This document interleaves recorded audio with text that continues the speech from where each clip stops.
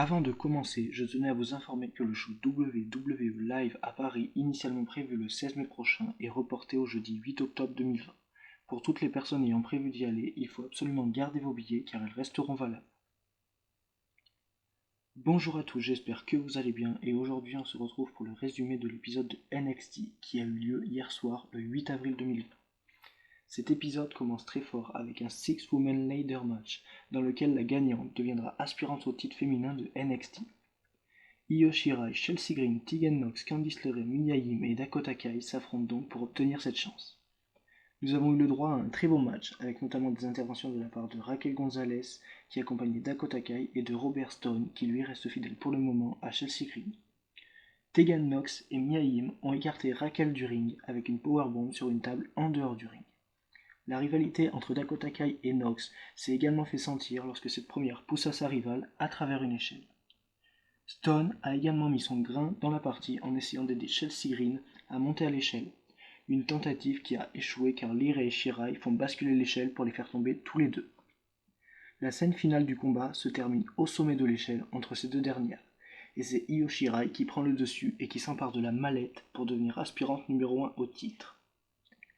Après la pause publicitaire, nous avons eu le droit à une vidéo présentant la rivalité naissante entre Finn Balor et le clan Imperium de Walter, actuellement champion de NXT UK. Après ça, nous retrouvons Balor en coulisses, qui prévient Walter en lui disant qu'il va bientôt perdre son titre. Une rivalité très prometteuse entre ces deux superstars qui ne devraient pas tarder à s'affronter pour le titre. Ensuite, une autre vidéo nous remonte l'attaque lorsque Matt Riddle s'est fait attaquer par l'équipe Indus-Sher. Je vous rappelle que cette attaque s'est déroulée à la fin du match de Riddle face à Roderick Strong il y a déjà 2 semaines.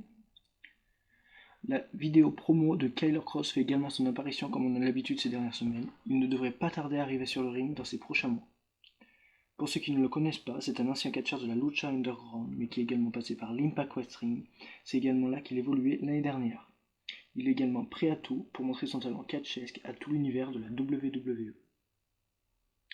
Une autre storyline pleine de suspense est également en cours du côté de NXT, car lors de ces 2 derniers épisodes du roster jaune, Joaquin Wilde et Raúl Mendoza se sont fait embarquer et enlever par des hommes vêtus de costumes conduisant une voiture noire. Pour le moment, nous n'avons aucun indice sur l'identité de ce groupe, mais nous en apprendrons plus lors des prochains shows. Le prochain segment nous propose un match tag team entre Indus-Sher composé par Sora Verinku, accompagné de leur manager Malcolm Bivens, face à Chase Parker et Matt Martel. Le match se termine sur un leg drop du duo indien et un backbreaker pour le tombé final. Plus tôt dans la journée, Adam Cole félicitait Dream pour sa victoire coup de chance la dernière fois, mais cela ne se reproduira pas. Dream ne gagnera pas et il ne mérite d'ailleurs toujours pas de match pour le titre selon Cole. Une autre vidéo sur la défaite de Rhea Ripley à WrestleMania est présentée.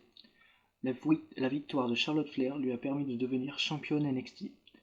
On a appris plus tôt dans la soirée que sa prochaine adversaire pour le titre sera Io Shirai. On ne sait toujours pas dans quelle main va se terminer le titre, mais cette storyline devrait être assez divertissante.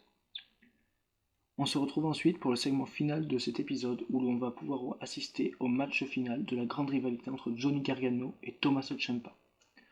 On voit tout d'abord arriver une voiture avec Gargano et sa femme Candice LeRae qui lui donne un paquet pour son match à venir. Les deux superstars rivales rentrent dans une arène vide, comme nous en avons l'habitude désormais ces derniers jours, où Triple H les attendait. Le patron de NXT leur dit que cette fois on y est, après ce match ce sera définitivement terminé. Ils quittent ensuite l'arène et le match peut commencer.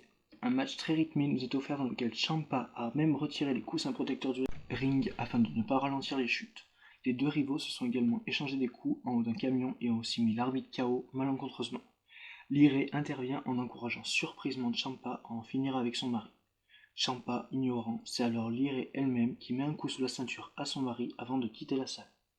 Tommaso étant troublé et Gargano à se relever avant que Lyra revienne pour cette fois-ci mettre un coup à Ciampa. Gargano sort à ce moment-là, en rigolant et en se moquant, une coquille de son pantalon. L'arbitre se relève et Gargano porte son Fairy Tail Ending sur le sol en bois du ring pour le compte de 3. Cet épisode se termine donc sur le départ en voiture de Gargano et Lyra heureux de la victoire. Maintenant que la messe est dite, allons-nous à nouveau voir cette rivalité continuer ou va-t-elle s'arrêter ainsi? Nous en saurons plus la semaine prochaine. En tout cas, j'espère que ça vous aura plu et on se retrouve samedi pour l'épisode de SmackDown, mais également dans très peu de temps pour un nouveau concept surprise sur la chaîne qui j'espère vous plaira. prenez soin de vous. Bye.